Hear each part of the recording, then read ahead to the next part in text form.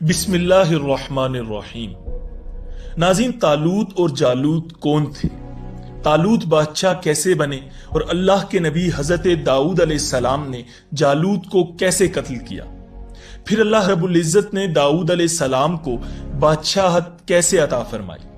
یہی ہماری آج کی ویڈیو کا موضوع ہوگا، اور آج ہم آپ کو طالوت اور جالوت کا مکمل واقعہ قرآن و حدیث کی روشنی میں بتائیں گے۔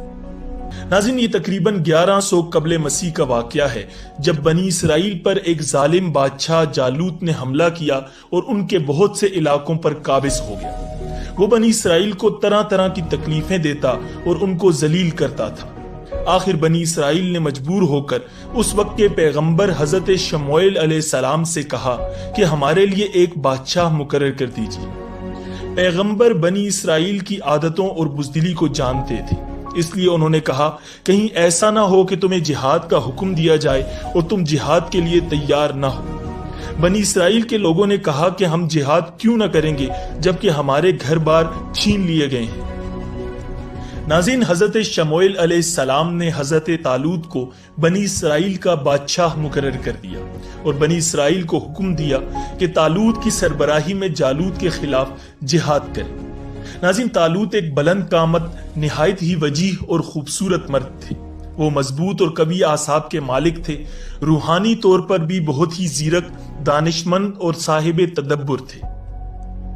ناظرین، بنی اسرائیل کا نظام یوں چلتا تھا کہ ہمیشہ ان میں ایک بادشاہ ہوتا جو ملکی نظام چلاتا، اور ایک نبی ہوتا جو نظام شریعت اور دینی امور کی ہدایت اور رہنمائی کرتا، اور یوں دستور چلا آتا تھا کہ بادشاہی یہودا ابن یعقوب علیہ السلام کے خاندان میں رہتی اور نبوت لاوی ابن یعقوب علیہ السلام کے خاندان کا ترہ امتیاز تھا۔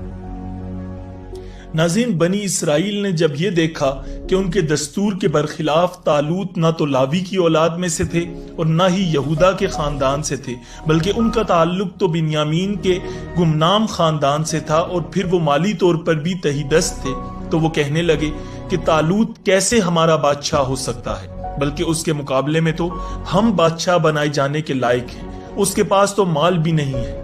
حضرت شموئیل علیہ السلام نے ان سے کہا کہ اللہ رب العزت نے انہیں پسند کیا ہے اور انہیں علم اور جسمانی طاقت تم سے زیادہ دی ہے۔ بنی اسرائیل کے لوگ کہنے لگے طالوت کے بادشاہ ہونے کی کوئی اور نشانی بتائیے۔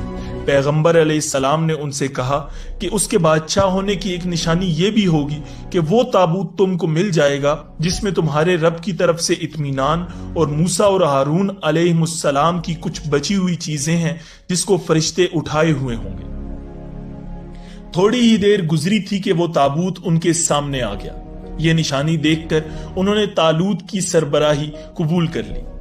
ناظرین، طالوت نے ملک کی باغ ڈور سنبھال لی اور انہوں نے تھوڑی ہی مدت میں امور سلطنت کی انجام دہی اور فوج کی تنظیم نو کے سلسلے میں اپنی صلاحیتوں کا لوہا منوا لیا۔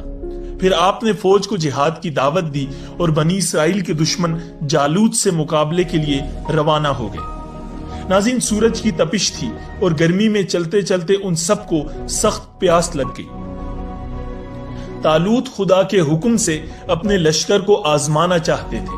انہوں نے اپنے لشکر کو کہا جلد تمہارے راستے میں ایک نہر آئے گی، اس کے ذریعے خدا تمہارا امتحان لے گا۔ جو لوگ اس میں سے سیر ہو کر پانی پیئیں گے ان کا مجھ سے کوئی تعلق نہیں، البتہ جو تھوڑا سا پانی پیئیں گے وہ میرے ساتھی ہیں۔ ناظرین، لشکر کی نظر جب نہر پر پڑی تو وہ بہت خوش ہوئے، جلدی سے وہاں پہنچے اور خوب سیر ہو کر پانی پیا۔ بہت تھوڑے سے فوجی ہی طالوت سے کیے گئے اپنے عہد پر قائم رہے۔ ناظرین، چونکہ نہر خدا کی طرف سے لشکر والوں کے لیے ایک امتحان تھی، لہٰذا جنہوں نے طالوت کے حکم کی خلاف ورزی کرتے ہوئے سیر ہو کر پانی پیا، ان کی ہمت ٹوٹ گئی اور انہوں نے جنگ میں شرکت سے انکار کر دیا۔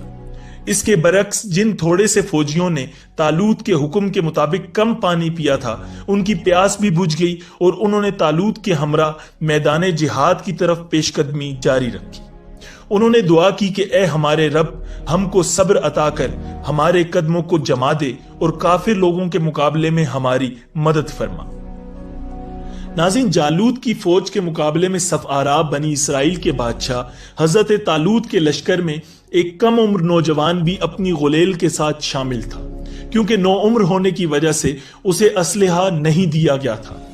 جالوت جسم کو سامان حرب سے سجائے نہایت رعونت اور تکبر سے شاہی سواری پر بیٹھا اہل ایمان کو دعوت لڑائی دے رہا تھا۔